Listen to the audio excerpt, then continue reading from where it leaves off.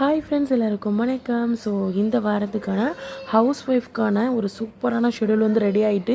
So இது வந்து உண்மையிலே கண்டிப்பாக உங்களுக்கு எல்லாருக்கும் யூஸ்ஃபுல்லாக இருக்கும்.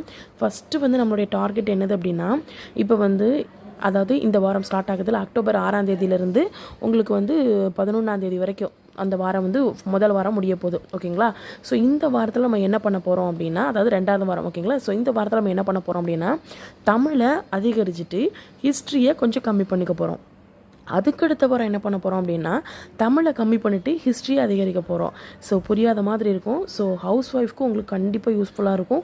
ஸோ இதுக்கு மேலே வந்து இப்போ தான் படிக்க ஆரம்பிக்கனாலும் இதோடு சேர்த்து நீங்கள் என்ன பண்ணலாம், படிக்க ஆரம்பிச்சிடலாம். ஓகேங்களா? ஸோ உங்களுக்கு நிறைய இருக்குது, டைம் இருந்துச்சு அப்படின்னாலும் இதோடு சேர்ந்து நீங்கள் ரிவிஷன் நாங்கள் பண்ண போகிறோம். ஸோ அதனால் நீங்கள் புதுசாக படிக்கிறவங்களுக்கு இது கண்டிப்பாக யூஸ்ஃபுல்லாக இருக்கும். ஓகேங்களா? ஸோ வந்து ஸ்டார்ட் பண்ணிடலாம்.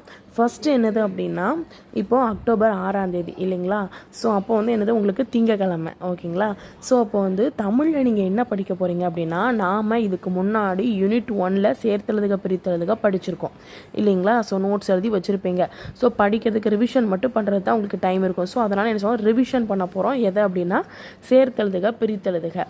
ஓகேங்களா? ஒரு பாக்ஸு போட்டு வச்சுக்கோங்க. ஃபினிஷ் பண்ணிட்டீங்க அப்படின்னா இது மாதிரி ஏதாச்சும் ஒரு கலர் இதை வச்சு என்ன பண்ணுங்க, ஷேட் பண்ணிடுங்க. ஓகேங்களா?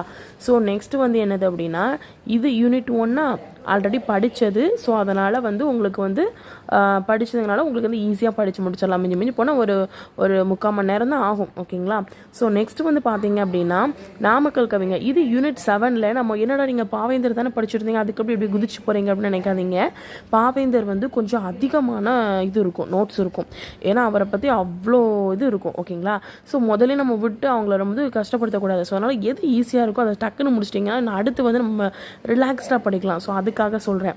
ஸோ நாமக்கல் கவிஞர் எடுக்கணும். அது கொஞ்சம் ஈஸியாக தான் இருக்கும். ஸோ அவரை நம்ம அடிக்கடி படிக்கிறதுனால கொஞ்சம் ஈஸியாக இருக்கும். ஓகேங்களா?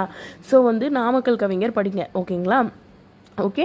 ஸோ அப்போ வந்து ரிவிஷனில் சேர்த்தெழுதுக பிரித்தெழுதுக, இதில் வந்து நாமக்கல் கவிஞர். அதுக்கப்புறம் அதிகாரம் இருக்குல்ல, நம்ம ஒவ்வொரு நாளைக்கு ஒவ்வொரு அதிகாரம் தானே கொடுத்தோம். ஆல்ரெடி நம்ம இதை வேற கொடுத்துருக்கோம். ஸோ அப்போ அதிகாரம் வந்து 10 ஒரு அதிகாரம் படிக்கணும், 10 திருக்குறள் இருக்குது. ஸோ நீங்கள் என்ன பண்ணுங்கள், நடுவு நிலைமைன்னு இருக்குது, அதில் 5 திருக்குறள் மட்டும் படிங்க. எனக்கு நிறைய டைம் இருக்குன்னா நிறைய படிக்க போகிறோம்னா அது உங்களுடைய விருப்பம். பட் நான் வந்து டைம் மேனேஜ்மெண்ட்டுக்காக நான் இப்படி டிவைட் பண்ணி கொடுத்துருக்கேன். ஓகேங்களா? ஸோ நடுவு நிலைமை அப்படிங்கிறது வந்து உங்களுக்கு வந்து 5 திருக்குறள் மட்டும் படிங்க. ஓகேங்களா? ஸோ மேக்ஸில் பார்த்தீங்கன்னா இந்த வாரத்துக்கான உங்களுக்கு டாபிக் வந்து பெர்சன்டேஜ். ஓகேங்களா? ஸோ கொஞ்சம் ஈஸியாக தான் இருக்கும். ஓகேங்களா? ஸோ ஏன்னா அடுத்த வாரம் ஃபுல்லாக கொஞ்சம் ஈஸியாக போகட்டும் அப்படிங்கிறதுக்காக விட்டுருக்கேன்.